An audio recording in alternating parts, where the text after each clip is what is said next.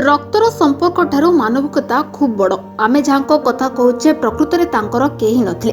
अजणा अचिना यही मनिषटीए सड़क दुर्घटन आरपारी को चलीगला हस्पिटाल पड़ रहा शव 3 दिन जाए शवर दाबीदार होई केही जणे भी पहुंचले नहीं। पुलिस सहायता हस्पिटाल शवटी को आंबुलांस रे धरी कटक जिला मांगा निर्वाचन मंडली चित्रोत्पला नदी कूल दाह संस्कार करने को आगे आसिले किछि युवक। निश्चिंत कोइली सचेतन नागरिक मंच एक अग्रणी सामाजिक अनुष्ठान।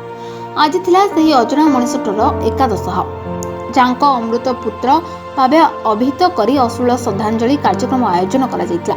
स्थानीय पाळधुआ पड़िया अनुष्ठित यह श्रद्धांजलि सभा थिला बेस नियारा। नागरिक मंचर संपादक बापू दास सभापतित्व आयोजित यह सभारे सभापति मनोज कुमार मल्लिक, कोषाध्यक्ष सुभाषिष बसंत राय, सभ्य स्टालिन राउत, बलराम साहू, बलराम पति, सुधांशु भूया, सत्यजित महापात्र, रंजन दास, क्षीरोद दास, प्रदीप्त मल्लिक, प्रहलाद दास, क्षीरोद कुमार पंडा, अशोक कुमार ओझा, रवींद्र सेठी, सविता सामल, ज्योतिरंजन स्वाई, मधुस्मिता बेहरा, अखिलेश महांती, मनोज आचार्य, दीपक दास, नारायण ओझा, सुरेंद्र राउत, तुषार नायक, दिवाकर राउत, संयुक्ता साहू प्रमुख जोगदे जीवन और मृत्यु भितर संपर्कर परिभाषा केते आपणार होई पारे से नहीं आलोचना करते। जड़े अजणा अपरिचित लोकटी को मृत्यु पर जेभली तांको अमृत पुत्र भाव स्वीकार करने को पुलिस और स्वेच्छासेवी सदस्य माने आगे आसिले ताहा वास्तव में मानविकतार ज्वलंत निर्देशन।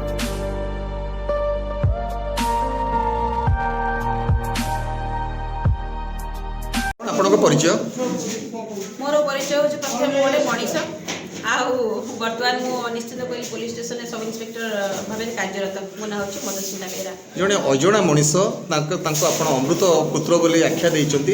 रास्ता कड़े दुर्घटन में प्राण जाइथिला शव सत्कार करिसंती, कांध देइचंती। कोन कहबे आज एकादश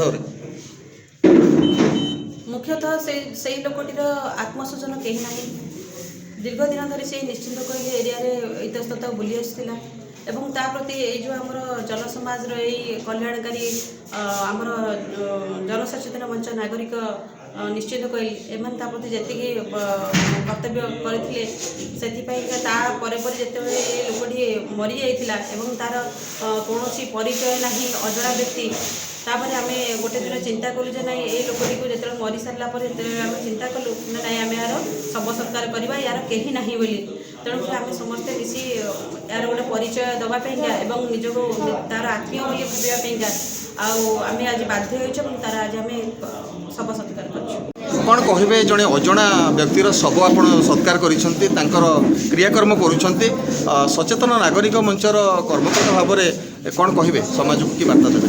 समाज को मुझे बार्ता देवा चाहे जमी निश्चित कोइली सचेतन नागरिक मंच अजणा व्यक्तिर सेवा शुश्रूषा कर मेडिकल नवा तार शव संस्कार लास्ट को जोटा डिसीजन नहीं युव समाज एठू शिक्षा पाई से गोटे अनुष्ठान समस्त करूँ जार कहीं ना तार सेवा करूँ आ समाज में निजर प्रतिभा देखा जो मान अक्षर लिपिबद्ध भाव लिखि जाइछन्ति। तेणु यह एक एभली जगह बा स्थान एठी धर्म संस्कृति संपूर्ण भरी रही। तेणु मुझे साधुवाद देले भी जेते एमान कृतज्ञता जनइले भी जेते आंतरिकता जनइले भी एमान पई कम हेबो। समाज को कौन वार्ता देवे? युव समाज को कौन वार्ता देवे? ये जो महत् काम है अति सुंदर वार्ता। आजिकल दुनिया रे कई क्या पचारू ना समस्ते समस्त दूरे जाऊला बेले निश्चिंत कोइली नागरिक मंच आपणार दौरिकी समस्त को आपणैबार ये जो व्यवस्था करिसंती यह एक स्पष्ट उदाहरण सृष्टि करिछि। आसंतु समस्त को भल पाइबा, आसंतु समस्त को सेवार नियोजित हवा। तेणु यही उद्देश्य रखी जो कार्य कर निश्चिंत कोइली नागरिक मंच से निकट कृतज्ञता ज्ञापन करुछि। कौन कहे आपण अंचल जड़े अजणा लोकर शव सत्कार करागला ताकू नहीं आपण जड़े वरिष्ठ नागरिक भाव में समाज को कौन वार्ता देवे? समाज को वार्ता ये प्रकार मुझे जे जड़े गरीब एवं पागल लोक आम बजार बुलिकी एवं तार सेवा शुश्रूषा सचेतन नागरिक मंच तार